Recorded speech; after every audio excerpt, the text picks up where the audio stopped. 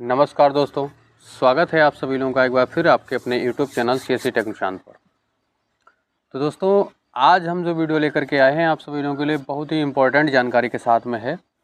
इस वीडियो में हम आप सभी लोगों को बताएंगे कि जैसे हमारे डिस्ट्रिक्ट में जो BC सखी हैं उन सभी लोगों की जो ID है, जो कोड है, उसको लैपटॉप पर मैपिंग की प्रक्रिया शुरू कर दी गई है। कुछ BC सखियों का लैपटॉप पर मैपिंग कर भी दिया गया, जैसे मेरा ही हो चुका है।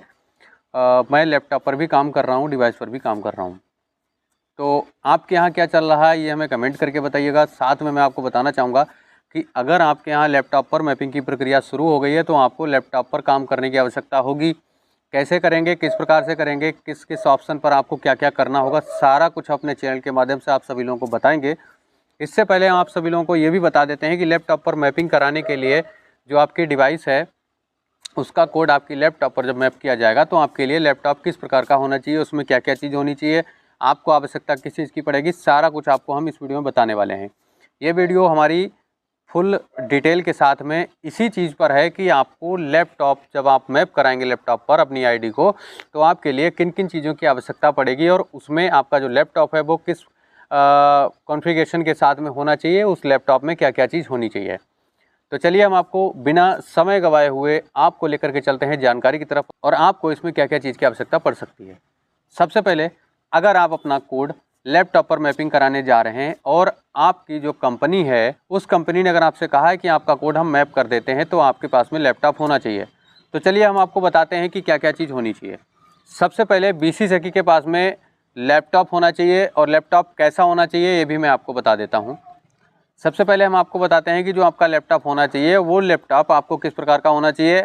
आपके पास में i3, i7, i5 मतलब ये इस तरह का प्रोसेसर या उससे अपर वर्जन का प्रोसेसर होना चाहिए, क्योंकि इससे नीचे अगर आप काम करेंगे तो आपका प्रोसेसर थोड़ा स्लो काम करेगा और काम करते समय आपको काफ़ी मुश्किल का सामना करना पड़ सकता है। दूसरी चीज़, जब आपका i3, i5, i7 वगैरह जो प्रोसेसर होगा तो उसके साथ में आपकी कम से कम मिनिमम जो रैम है वो आपकी 4 GB होनी चाहिए। दूसरी चीज़, वैसे तो इस समय 4 GB 8 GB उससे ऊपर भी आ रहे हैं, लेकिन कम से कम मैं आपको बता रहा हूँ कम से कम 4 GB होना चाहिए। दूसरी चीज़ हम आपको बताते हैं कि अगर आपके पास में जो मुख्यमंत्री जो उस समय अखिलेश यादव जी के तरफ से लैपटॉप दिया गया था, अगर वो सिस्टम आपके पास में है, उस पर आप काम करना चाहते हैं तो आप उसमें हार्ड डिस्क को निकाल करके SSD लगवा सकते हैं। आपके लैपटॉप में जो विंडो यानी ऑपरेटिंग सिस्टम होना चाहिए वो कौन सा होना चाहिए, विंडोज़ 10 होनी चाहिए या विंडोज़ 11 होना चाहिए। कम से कम विंडोज़ 10 होना चाहिए। पहले क्या था, XP चलता था, 7 चलता था, 8 चलता था। इन सब ऑपरेटिंग सिस्टम पर यानी विंडोज़ पर ये वर्क नहीं करेगा। आपके सिस्टम में विंडोज़ 10 होना चाहिए या 11 होना चाहिए। ठीक है, कि आपके सिस्टम में यानी आपका जो लैपटॉप है उस लैपटॉप पर आपका जो हार्ड डिस्क लगा हुआ है उसको हार्ड डिस्क को निकाल देना है और SSD उसमें इंस्टॉल करवा लेना है। हार्ड डिस्क अगर निकाल देते हैं तो आपका सिस्टम फास्ट हो जाएगा। SSD लगाने के बाद में आपका जो लैपटॉप है उस पर आप SSD को ही लगवाएंगे। ठीक है, अगर आप इन सब चीज़ों को फॉलो करते हैं और लैपटॉप में आपने ये सारा सिस्टम अपडेट करवा लिया, फिर आपको अपनी कंपनी से बात करना है कि सर हमारा लैपटॉप तैयार है, आप हमारा ID जो है मैप करा दीजिए हमारे लैपटॉप पर। ठीक है, अब हम बात करते हैं कि आपके पास में फिंगर डिवाइस कौन सी होनी चाहिए। फिंगर डिवाइस आपकी अभी जो अपडेट आया हुआ है उस अपडेट के आधार पर L1 डिवाइस काफ़ी प्रॉब्लम खड़ी कर रही है। तब आपको क्या करना है, अभी आपके पास में जो L0 डिवाइस है, मंत्रा की हो चाहे मार्फो की हो, अगर दोनों डिवाइस में से कोई सी भी आपकी L0 डिवाइस है तो आप 31 मार्च 2025 तक इस चीज़ को आप इसी तरह से वर्क में ले सकते हैं, काम में ले सकते हैं जैसे अभी तक आप करते आए हुए हैं। इसके बाद में L1 डिवाइस काम करेगी।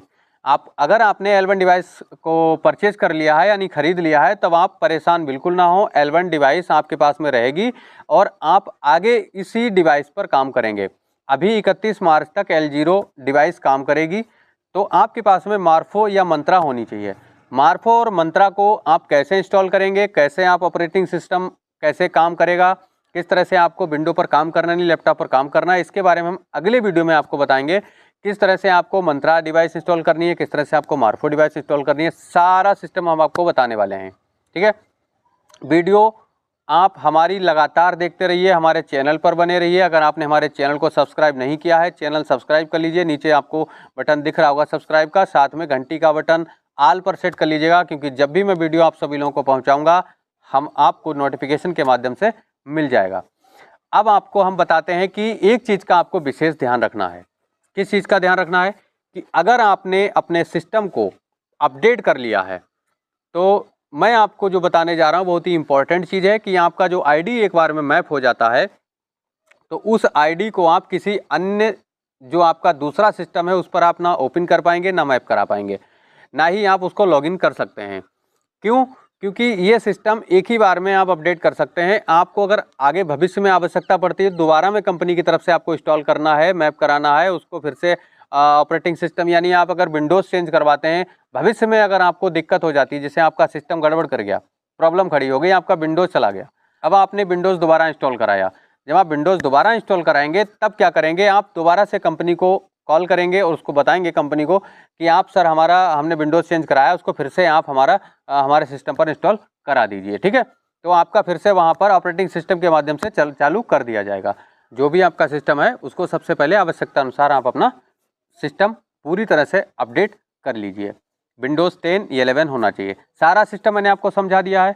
अब मैं आपको लास्ट में एक चीज़ बताना चाहूँगा कि ज़रूरी नहीं है कि हमारे कंपनी, जैसे कोई कंपनी है, अगर आपका अच्छा संपर्क है कंपनी से, तो ज़रूरी नहीं है सभी बीसी सखियों का कंपनी से अच्छा संपर्क हो या सभी लोगों की उतनी ही हेल्प होती हो। तो मैं आपको बताना चाहूँगा कि आपकी अगर मदद नहीं हो पा रही है कंपनी की तरफ से, आप हमारे चैनल को सब्सक्राइब करिए, क्योंकि मैं अपनी तरफ से आप सभी लोगों को कुछ ना कुछ जानकारी देता रहता हूँ और पूरी जानकारी देने की कोशिश करता रहता हूँ। अब हम लैपटॉप पर काम कैसे करेंगे, सारी सीरीज के साथ हम आपको जानकारी देंगे। बैलेंस जैसे आपको अपने सिस्टम पर इंस्टॉल कैसे करना है, लॉगिन कैसे करना है, आपको किस प्रकार से उस पर काम करना है, जैसे खाता अकाउंट ओपन करना है, विड्रॉल करना है, बैलेंस इंक्वायरी है, ओडी करना है, जो है आपका बीमा वगैरह है वो कैसे करने हैं, प्रिंट आउट कैसे निकालना है अकाउंट का, किस प्रकार से सारा सिस्टम हम आपको अपने चैनल के माध्यम से बताने वाले हैं। ठीक है, तो चलिए, मैंने जो बताने की कोशिश की शायद आप समझ चुके होंगे। अब आप अपने लैपटॉप पर विचार कीजिए किस प्रकार का आपका लैपटॉप है, आगे चल के आपको कैसे मैपिंग करानी है, क्या करना है। मेरा सिस्टम, हमारी आईडी जो है, हमारी बीसी सखी जो हमारी पत्नी जी हैं, उनका आईडी हमारे लैपटॉप पर मैप हो चुका है और हमारे डिस्ट्रिक्ट में शायद कम से कम 70% अपडेट हो चुके हैं लैपटॉप पर। तो आप सारे सिस्टम लैपटॉप पर अपडेट होने के बाद काम करना शुरू कर दिए हैं। आपके डिस्ट्रिक्ट में हो रहा है कि नहीं हो रहा है, ये आप अपनी कंपनी से संपर्क कीजिए। दूसरी चीज़ हम आपको बताना चाहेंगे कि जो भी मदद चाहिए हमारे चैनल के माध्यम से, हमारे चैनल को सब्सक्राइब कर लीजिए, घंटी का बटन दबाना बिल्कुल मत भूलिएगा, वीडियो लाइक कीजिएगा, अपने जैसी सभी बीसी सखियों के पास में वीडियो को शेयर कीजिएगा ताकि उनको भी ये जानकारी हो सके। चलिए, मिलते हैं अगले वीडियो में। आज के लिए इतना ही, नमस्कार।